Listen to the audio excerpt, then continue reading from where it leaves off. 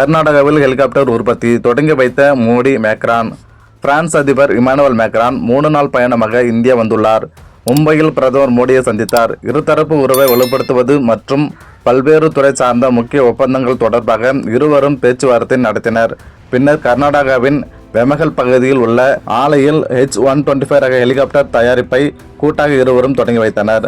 அப்போது பேசிய பிரதமர் மோடி, எவரெஸ்ட் சிகரத்தின் உயரத்திற்கு பறக்கக்கூடிய உலகின் ஒரே ஹெலிகாப்டரை உள்நாட்டில் இரு நாடுகளும் இணைந்து தயாரித்து உலகின் மற்ற பகுதிகளுக்கு ஏற்றுமதி செய்ய இருப்பதை நினைத்து இந்தியா பெருமை கொள்கிறது என்றார்.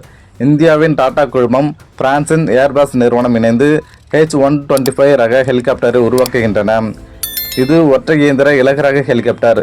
எவரெஸ்ட் சிகரம் போன்ற உயரமான மிக உயர்ந்த பனி மலைப்பகுதிகளிலும் மற்றும் கடும் வெப்பத்திலும் பறக்கும் திறன் கொண்டதும். சுற்றுலா, மீட்பு பணி, VIP பயணம் மற்றும் இராணுவ தேவைகளுக்கு இது பயன்படுத்தப்படுகிறது. இமயமலை போன்ற கடினமான இடங்களில் இராணுவ செயல்பாடுகளுக்கும் இந்த ஹெலிகாப்டர்கள் சிறப்பாக பங்காற்றும் என எதிர்பார்க்கப்படுகிறது.